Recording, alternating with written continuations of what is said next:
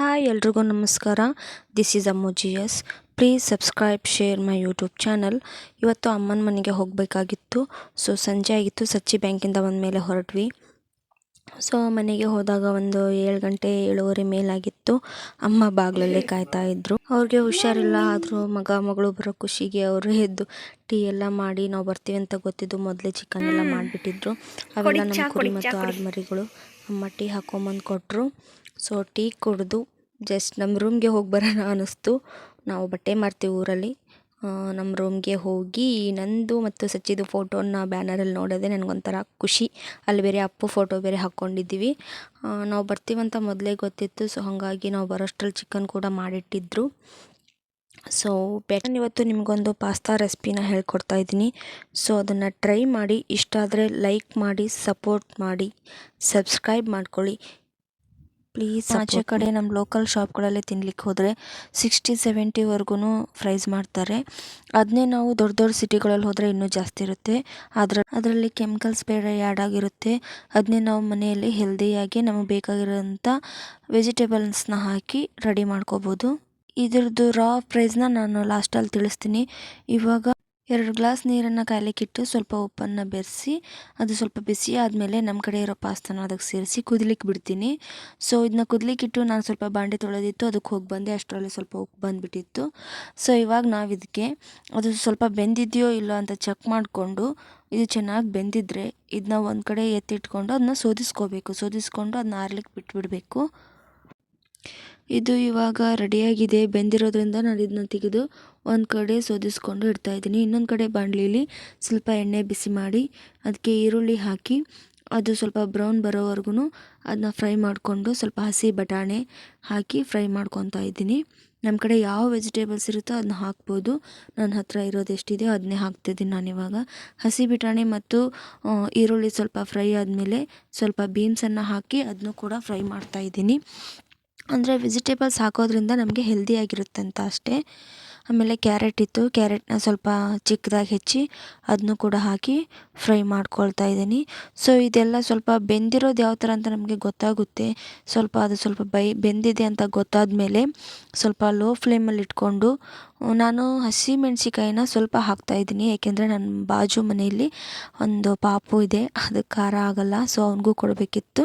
ಮತ್ತು ನಮ್ಮ ಕಡೆ ಯಾವ ಸ್ಪೈಸಸ್ ಇರುತ್ತೋ ಅದು ಸ್ಪೈಸಸ್ ಏನಿದ್ರೂ ಹಾಕ್ಬೋದು. ನನ್ನ ಕಡೆ ಒಂದು ಚಾಟ್ ಮಸಾಲ ಇತ್ತು, ಅದನ್ನೇ ಹಾಕಿದೆ.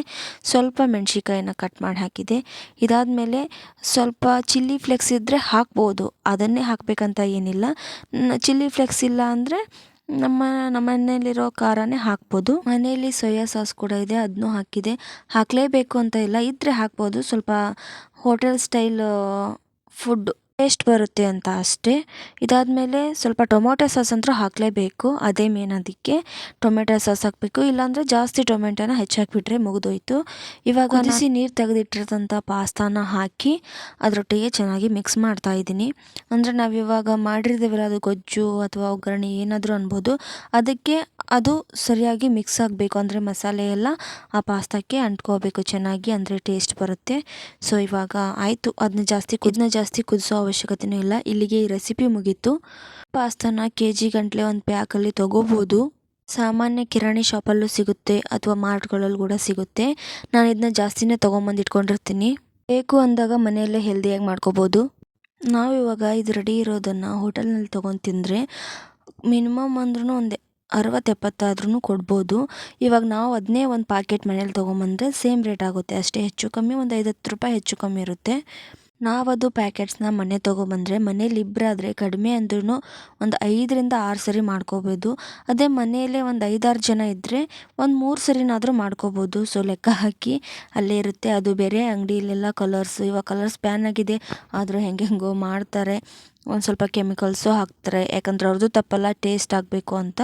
ಮನೆಯಲ್ಲಿ ಅಷ್ಟೇ ಟೇಸ್ಟ್ ಆಗದೇ ಇದ್ರೂ ಆ ರೇಂಜಿಗೆ ಸ್ವಲ್ಪ ಆಗಿರುತ್ತೆ. ನಮಗಂತೂ ಟೇಸ್ಟ್ ಅನ್ನಿಸ್ತು. ನನ್ನ ಗಂಡ ಆಗಲಿ, ನಮ್ಮ ಮನೆ ಬಾಜು ಇರೋ ಪಾಪು ಕೊಟ್ಟಿದ್ದೆ, ಅವರಾಗಲಿ ಎಲ್ಲರೂ ಇಷ್ಟಪಟ್ಟೆ ತಿಂದರು. ನಮ್ಮ ಅಣ್ಣನೂ ಬಂದಿದ್ದರು, ಅವರು ಕೂಡ ತಿಂದರು. ಏನಂದರೆ ಸ್ವಲ್ಪ ಟೊಮೆಟೊ ಸಾಸನ್ನು ಜಾಸ್ತಿ ಹಾಕಬೇಕು. ಮಿಕ್ಕಿರೋದೆಲ್ಲ ಇವಾಗ ಚಿಲ್ಲಿ ಫ್ಲೇಕ್ಸ್ ಆಗಲಿ ಅಥವಾ ಸೋಯಾ ಸಾಸ್ ಆಗಲಿ ಅದನ್ನು ಹಾಕಲೇಬೇಕಂತ ಏನೂ ಇಲ್ಲ, ಇದ್ದರೆ ಹಾಕ್ಬೋದು, ಇಲ್ಲ ಅಂದರೆ ಖಾರ ಜಾಸ್ತಿ ತಿನ್ನೋರು ಸ್ವಲ್ಪ ಖಾರ ಜಾಸ್ತಿ ಹಾಕ್ಕೋಬೇಕು. ಮತ್ತು ನಿಮ್ಮಲ್ಲಿ ಇನ್ನೂ ವೆಜಿಟೇಬಲ್ಸ್ ಇದ್ದರೆ ಅದನ್ನೂ ಹಾಕ್ಕೋಬೋದು. ಕ್ಯಾಪ್ಸಿಕಮ್ ಹಾಕ್ಕೋಬೋದು, ಕ್ಯಾರೆಟು, ಹಸಿ ಬಟಾಣಿ, ಬೀನ್ಸು, ನಿಮ್ಗೇನು ಅನಿಸುತ್ತೆ ಅದನ್ನ ಹಾಕ್ಕೊಂಡು ತಿನ್ಬೋದು. ಮಾಡೋದ್ರಲ್ಲಿ ಸ್ವಲ್ಪ ಚೆನ್ನಾಗಿ ಫ್ರೈ ಮಾಡಬೇಕು, ಸ್ವಲ್ಪ ಟೈಮ್ನ ಸೆನ್ಸಿಂದ ಯೂಸ್ ಮಾಡಬೇಕು. ಅದೆಲ್ಲ ಮಸಾಲೆ ಒಟ್ಟಿಗೆ ಚೆನ್ನಾಗಿ ಬೆಂದರೆ ರುಚಿನೂ ಚೆನ್ನಾಗಿರುತ್ತೆ ಅಷ್ಟೇ. ಸ್ವಲ್ಪ ಮಾಡೋದ್ರಲ್ಲಿ ಟ್ರಿಕ್ಸ್ನ ಉಪಯೋಗಿಸಬೇಕು. ಇಷ್ಟ ಆದರೆ ಲೈಕ್ ಮಾಡಿ, ಅನಾವಶ್ಯಕವಾಗಿ ದುಡ್ಡು ಹಾಳು ಮಾಡ್ಕೋಬೇಡಿ, ಹೆಲ್ದಿಯಾಗಿ ತಿನ್ನಿ. ಸೊ ಹಾಗಂತ ನಾವು ಆಚೆ ಹೋಗಲ್ವ, ನಾವು ಕೂಡ ಆಚೆ ಹೋಗ್ತೀವಿ, ಆದರೆ ಪದೇ ಪದೇ ಹೋಗಲ್ಲ. ಏನೋ ಮನೇಲಿ ಬೇಜಾರಾದರೆ ಆಚೆ ಹೋಗಿ ತಿಂದಿರ್ತೀವಿ. ಆಲ್ಮೋಸ್ಟ್ ಮನೇಲಿ ಹೀಗೆ ಮಾಡ್ಕೊಂಡು ತಿನ್ನೋದು.